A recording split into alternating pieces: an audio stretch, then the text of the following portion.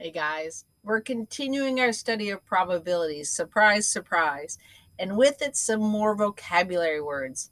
It seems like we've had a lot of vocabulary words in this unit. I'm sorry about that, but let's move forward and learn what they are, and hopefully we can remember some of them. Now, yesterday we talked about a simple event. A simple event is when just one thing happens, like I flip a coin one time. What are the chances of me getting heads? Or I'm rolling a dice one time. What's the chance I'll roll a 5? That is a simple event. So, what if I flip a coin and then I roll a dice? Now, we're talking about this brings us to our new vocabulary words. If I flip a coin and then roll a dice, kind of like we did a few days ago with the generator where we flipped a coin and then we rolled a dice. Does what I get on the coin affect or change what I get on the dice? No, it doesn't. These are two simple events. They don't affect each other. So we call them independent. The one doesn't affect the other. Independent events. The one doesn't affect the other. We're going to have two simple events together, but the one doesn't affect the other.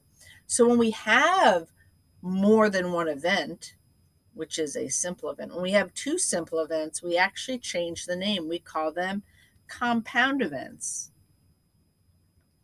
Compound. Compound just means more than one. Sometimes you hear the word compound in English where they'll be like, is this a compound word like seesaw or beachside? It's two words that make one word.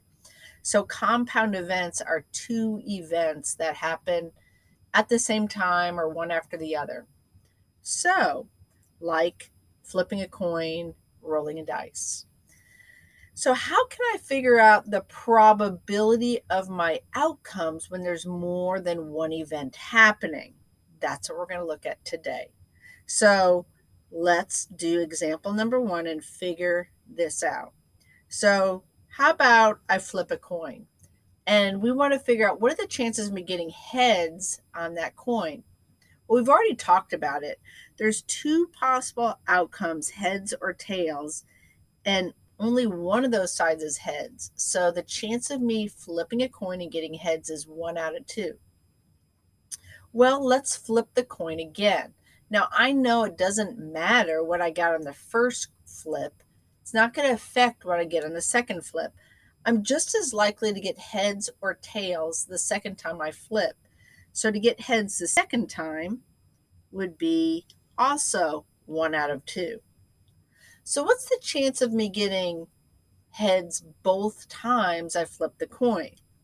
Well, what I do is I take each of the simple events, whatever the probabilities for each of those simple events, and I multiply them together. 1 times 1 is 1, 2 times 2 is 4. So the chance of me flipping a coin, getting heads, flipping it again, and getting heads again would be 1 out of 4. Let's try again. Rolling a 2 on a cube. Well, we know that there's a total of 6 sides on the cube.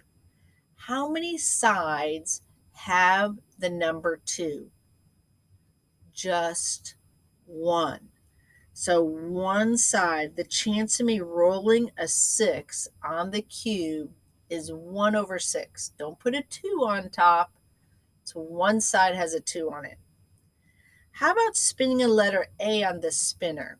Well, if you look at the spinner over to the right, 2 of these have an A on it, and there's 1, 2, 3, 4, 5 different wedges, and 2 of them have an A on it. So if I only spin the spinner, the chances of me getting A is 2 out of 5. But what is the chance of me rolling the number 2 on a dice, spinning that spinner, and getting an A? Well, what I do is I take these two simple events and I multiply them together. Now that I have two events, we call them compound events. And because the one doesn't affect the other, they're independent compound events. So I'm going to go ahead and multiply. 1 times 2 is 2. 6 times 5 is 30. I can simplify. We always simplify when we can. And I get 1 over 15. That is the probability that if I flip the coin, roll the dice and spin the spinner, I will have that outcome. Let's try again. Find the probability of getting tails on a coin when flipping it 3 times in a row. Okay, what's the chance of getting tails the first time? 1 out of 2. What's the chance of you getting tails the second time? 1 out of 2, because the first flip does not affect the second flip. What are the chances of me getting tails the third time? 1 out of 2. So, to figure out the probability of me getting tails, flip the coin, get tails. Flip the coin, get tails. Flip the coin, get tails. Is 1/2 times 1/2 times 1/2. So I multiply the numerators. 1 times 1 times 1 is 1. Then I multiply the denominators. 2 times 2 times 2 is 8. So that's the probability of me getting tails 3 times in a row. It'd be like having 8 students, and all 8 students have a coin. And we tell all 8 students to flip that coin 3 times. Theoretically, one of those students should get tails all 3 times. Let's look at the next one. You have a paper bag with 6 red, 5 blue, 2 yellow, 3 green color ties. That is a total of what? Well, actually, let me erase that. I don't need to write it there. It says how many total tiles are in the bag? 11, 12, 13, 14, 15, 16. There's 16 total tiles. So if I reach in that bag, there's 16 possible things I could pull out of that bag because there's 16 tiles. Okay, so it says, what is the probability if I draw out a red tile? So let's see. Red over the total is, how many red do we have? We have 6 red. 6 out of 16. I can simplify that.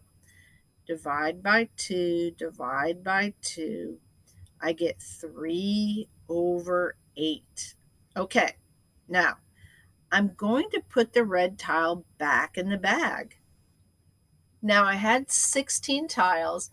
I pulled out a red one. Now I'm going to put the red one back in the bag.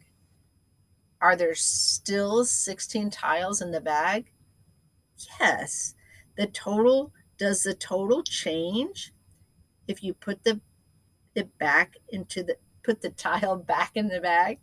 No, the total does not change. So the first draw out of the bag is not going to affect the second draw.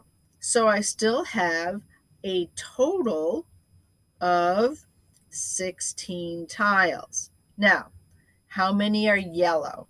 They want us to pull a yellow one out now. There are 2 yellow. So that is 1 out of 8. And so the question says, what's the probability of pulling both of them out of the bag? So I have this 3 over 8 times 1 over 8 equals 3 times 1 is 3. 8 times 8 is 64. I cannot simplify that, so I am done. Good luck. Ask questions if you need to, and I'll see you later. Bye-bye.